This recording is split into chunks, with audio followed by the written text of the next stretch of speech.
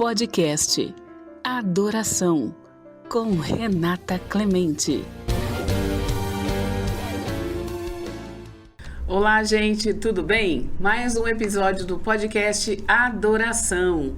E eu quero pedir licença para você, juntamente com o Senhor Jesus, para entrar aí na sua casa através do YouTube, da TV BR8, do nosso portal. Olha só, hoje eu tenho um convidado muito especial. Ele é uma criança, é isso mesmo. Só que tem um testemunho de vida muito forte mesmo, que vai tocar a sua vida. Para você saber que para Deus nada é impossível. Eu estou com ele, o nosso querido Davi. Tudo bem, Davi? Vamos bater palma para você? Vamos! O Davi, ele é um pregador mirim, né, Davi? É. Sua história é muito linda, viu? Hoje eu trouxe você aqui. Eu sei que você tá todo feliz, né?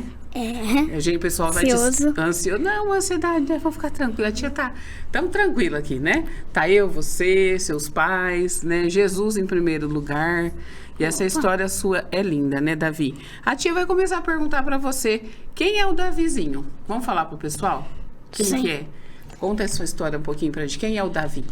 Olha, pessoal, eu sou o Davi, uma criança de 10 anos. Meu nome inteiro é Davi Zambão da Costa. E eu vim de uma vida difícil, então por isso meu testemunho é lindo. No que Deus fez na minha vida. O que eu mais gosto de fazer é brincar, se divertir. Amo várias pessoas que eu gosto de brincar, gosto de ir pra escola, brincar com os amigos, buscar ser mais... como que fala? Desenvolver, né? Sim, mais. Sim, você gosta bastante de brincar, né, Davi? Opa! Então, Davi, tá com quantos anos, Davi? Eu tenho 10 anos. 10 anos, é verdade. O Davi falou 10 anos. Qual é a sua história? Conta pra gente, Davi, como você chegou aqui hoje, né? Eu sei um pouquinho da tua história, mas eu quero que você conta pro pessoal. Opa, claro, com prazer. Minha história, Renata, é o seguinte. A vida que eu vi não foi uma vida fácil. Se você olhar para os pais que eu tenho hoje, você vê, são meus pais verdadeiros, mas só que não. Foi os pais em que Deus fez para minha vida, pessoal. Não são meus pais de sangue, mas são os pais que Deus planejou colocar na minha vida. Porque o pai que eu tenho verdadeiro e minha mãe verdadeira, meu pai de sangue, ele fez filhos em várias mulheres. Uhum. E só que ele não cuidou de ninguém. Se você olhar o pai que eu tenho hoje, que é o Daniel, sim, ele também é o meu irmão. Sim. Porque eu tenho 6 irmãos, só que os 6 irmãos que eu tenho, ninguém foi cuidado pelo meu pai, verdadeiro. Sim. Porque assim, ele fez filhos de várias mulheres, não cuidou de ninguém, e a vida inteira ele passou bebendo, sim, até que um dia ele morreu. E a gente não se conhecia, eu e o Daniel, que é meu irmão. Sim. Que hoje é meu pai, mas era meu irmão. Ele morava aqui, eu morava numa cidade chamada Pirangi. A gente não tinha contato e nem nada. E eu morava numa outra família. E o meu pai, o meu pai de sangue, como ele havia morrido, havia um senhorzinho que cuidou de mim desde pequeno. Sim. Então, conforme eu fui crescendo, eu fui desenvolvendo, chamando ele de pai. Sim. É que, tipo, eu tenho 3 tipos de pai. O pai de sangue, o pai que cuidou, uhum, e o pai de coração, que sim, é o pai que eu tenho hoje. Sim. Esse senhorzinho, por mais que ele era senhorzinho, ele fazia tudo lá. Ele cuidava da minha mãe, Fernanda, e eles se cuidavam um do outro. Sim. Ele trabalhava, sustentava a nossa casa, só que ele não era meu pai verdadeiro, nem esposo da minha mãe, nem nada. Sim. Ele só morava com nós. Sim. Seu padrasto, né? Vamos dizer isso. Aí, o que acontece? A minha mãe, Fernanda, eu não sei como que era, porque eu não sei se eu era nascida ainda. Sim. Mas o meu pai, Daniel, disse que ela já usava droga e tudo mais, antes de eu nascer. Sim. Aí, o que acontece? Ela parou. Teve uma época que ela parou. E quando eu completei, se não me engano, meus 9 anos, eu fui percebendo que ela começou a mudar. Uhum. Ela começou aos pouquinhos usando droga.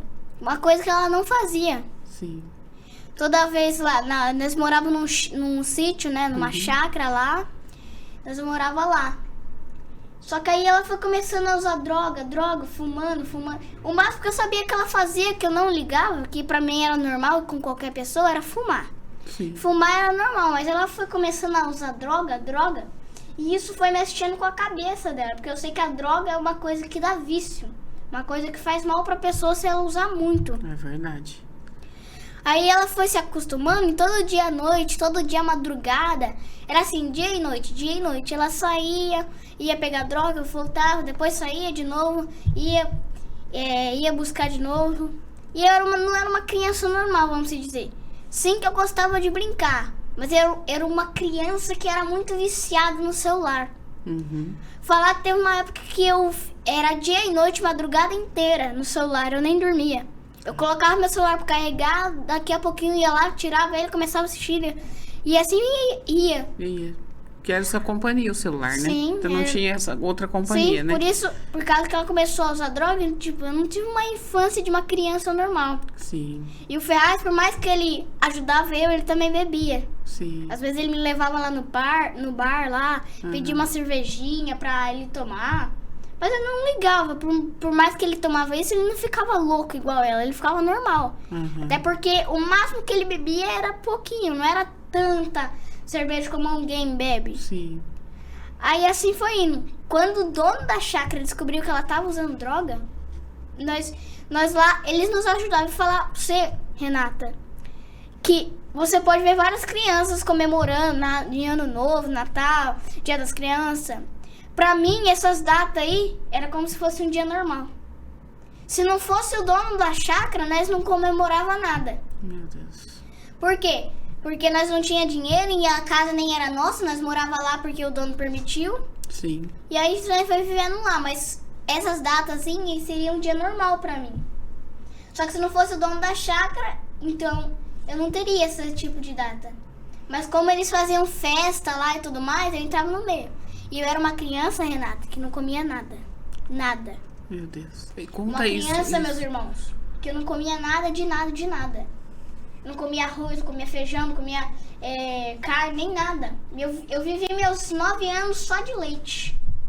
Eu fui me acostumando com leite, fui só indo assim, só vivendo de leite. Uma coisa que eu não deveria fazer. Até os 9 anos, né? Eu não falo que foi culpa da Fernanda, mas como eu também, quando me ofereciam, eu recusava. Por quê? Porque eu nunca experimentei, nunca tive o prazer de experimentar. Então eu falei, não quero. Eu só tomava refrigerante, às vezes eu beliscava uma bolacha, comia um salgadinho, mas por aí só foi indo na vida do leite. Davi, a tia vai só falar uma coisinha pra você e pra quem tá nos assistindo. Que quando você chegou na casa dos seus pais, eu lembro bem, você era magrinho, né? Assim, sim, bem assim, tímido, não conversava, né? E você falando algo aqui que o Espírito Santo me tocou para dizer para quem está nos assistindo, esse problema das drogas, né? O pai, uma mãe que usa droga, que tem o seu filho, porque a pessoa quando está nessa vida, ela não sabe o que ela está fazendo. Muitas vezes ela sabe que é sair. Então, você que está nos assistindo, eu quero dizer para você que tem jeito para você. O Davi está aqui, você que tem filhos, está passando por isso, Jesus, ele pode mudar a tua vida. Ele mudou a história dessa criança, ele pode mudar a tua vida que está nos assistindo também. Porque talvez você quer sair dessa vida, você está vendo que está acabando com a vida dos seus filhos, mas você não sabe como. Hoje você vai saber que Jesus pode te resgatar aí aonde você está. E no final, ele vai fazer uma oração para você que está nos assistindo, né, Davi? Claro. E Deus vai te resgatar. E você que é criança, que está assistindo, continue, porque o testemunho dele é forte e Deus tem um propósito na sua vida, né, Davi? Claro. Continue falando do leitinho, você não comia. E aí, continua. Sim. Aí, quando eu cheguei nessa vida e tal, eles me apresentaram comidas. Sim. Fizeram viver uma vida de uma experiência com uma criança normal. É aí que eu ia perguntar pra você. Qual foram as dificuldades do início, quando você chegou na casa vou falar que... do papai, mamãe, Mariana e Daniel? Primeiro que eu não sabia que eu ia morar com eles. Você não sabia? Na minha cabeça, eu achava que eu ia só passar umas férias, assim, entendi. com eles. Então, assim, quem cuidava de mim lá, como a Fernanda estava internada, se não me engano, acho que estava pra sua, minha avó, ela começou a chorar. E meu irmão de sangue, ele foi atrás de mim.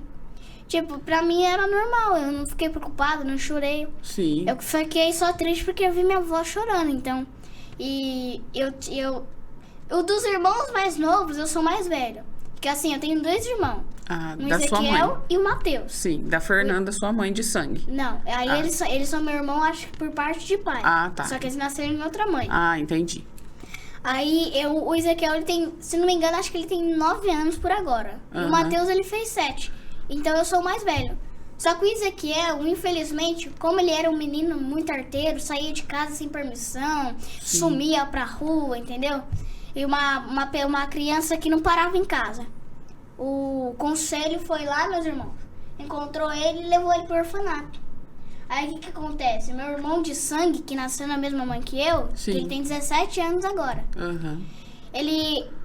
Como a minha mãe Fernanda, ela não cuidava dele, ele ficava na minha tia. E minha tia, assim, ela tinha uns filhos, um já era velho, já era casado, já trabalhava, só que o outro, ele era um menino meio safado, vamos dizer. Por quê? Porque ele fazia umas brincadeiras meio estranhas com o Eric. Eles tinham umas brincadeiras meio estranhas que minha avó não gostava, minha avó falava pra eles, só que eles nem ligavam, porque minha avó já era mais senhorinha. De idade, né? Não ouvia, eles né? Eles não obedeciam, minha avó. Sim. E você era obediente. Dá pra ver. Já era mais ou menos. Mais ou menos. então tá bonzinho agora, né? Agora eu sou obediente. Vamos dizer que foi difícil até que ele, como o Vinícius, que era o filho da minha tia, ele começou a bater no meu irmão por causa de algumas coisas. Sim. Meu irmão não começou a gostar, ele preferiu ficar na casa de acolhimento. Sim, do que ficar lá com eles. Sim, por causa que ele tava passando. E ele tinha 17 anos. E, segundo lá, com 18 anos tinha que sair. Sim. Tinha que ir embora, porque eles não iam sustentar a vida toda. Então, o meu desejo pra ele hoje é que ele consiga arrumar um serviço, um trabalho, consiga ter a vida dele. Nossa, que lindo. Porque eu sei que o único que saiu bom nessa história fui eu. Então Mas o início da minha vida foi difícil. Foi difícil. Quando eu cheguei aqui, eu não sou como hoje. Eu não sabia nada, eu não sabia tomar banho, não sabia o que era desodorante, não sabia o que era perfume, não sabia da descarga, não sabia nada. Literalmente nada. Não sabia ler, não sabia escrever, nada de nada. Uma criança que tinha a minha idade já sabia tudo isso. E eu tava pra trás de todos os meus amigos da minha escola. Todos lá sabiam ler, menos eu. E a escola não podia fazer nada. Porque era muita criança, então eles não podiam parar pra me ensinar. Aí foi eles que me ensinaram. Se hoje eu sei tudo, foi porque eles me ensinaram. Mas foi difícil pra eles, foi difícil pra mim. E como foi chegar lá, Davizinho, na casa do Daniel e da Mariana, dos seus pais? Como foi chegar lá? E quando você chegou, conta pra gente, como que foi a sensação? Às vezes quando eu vinha pra Catanduva, eu tinha, sabe, aquele sentimento de um lar novo, algo novo? Sim. Eu chegava em Catanduva, parecia que eu entrei no paraíso. Olha. Pra mim era tudo brilhante, tudo novo, assim, mas eu não imaginava que eu ia vir morar pra cá. Você não sabia, você falou, só tô passando as férias. As únicas vezes que eu vinha pra cá era só pra consultar, pra ver minha avó, que ela tinha câncer, né? Aí ela ficava no Emílio Carlos. Só que aí sim, eu tinha uma sensação boa de quando eu vinha pra cá, sabe? Aquela sensação alegre, de tudo brilhante, mano. Só que eu não imaginava que Deus ia me trazer pra essa cidade, pra morar aqui. E quando eu cheguei aqui, foi uma experiência nova. Foi uma vida de criança como eu tenho hoje. Hoje eu já sei tudo, sei ler, sei escrever, eu acompanho os meus amigos. Hoje eu prego a palavra de Deus. Porque quando eu comecei a ler, eu já comecei a ler a Bíblia. Já comecei a saber as histórias. E uma história que chama muito a minha atenção na Bíblia, que eu gosto muito de ministrar, é a vida de Paulo. De Paulo, eu tô sabendo disso. Porque do mesmo jeito que Deus mudou a minha vida, do que eu sou hoje, Ele mudou a vida de Paulo. Se você olhar para a Bíblia, meus irmãos, você vai ver o homem que Paulo era pro homem que Paulo virou. Olha. Um homem pregador da palavra, um homem que ministra a palavra de Deus, que muda a vida de muitas pessoas. E de que Paulo era, que perseguia os cristãos, um homem que perseguia o povo de Deus, que matava o povo de Deus. Eu era assim, quase igual a Paulo. Só que eu era uma criança, não conhecia a Bíblia. Às vezes eu ia pra igreja, sabe, Renata? Sim. Mas eu só ia pra igreja pra brincar mesmo. As únicas vezes que minha avó, ela morreu. A avó que cuidava de mim. Que eu tinha, vamos supor, 2 avós. Sim. Aí quem minha mãe que usa droga nasceu. Só que ela chama a minha avó que morreu de mãe. Sim. Porque foi a minha avó que morreu, que criou ela. Entendi. Porque a minha avó Dida, a que a minha mãe nasceu, ela usava droga. Então, ou seja, eu já tinha um ponto de que quando minha mãe crescesse, sim, ela ia usar droga também. Sim.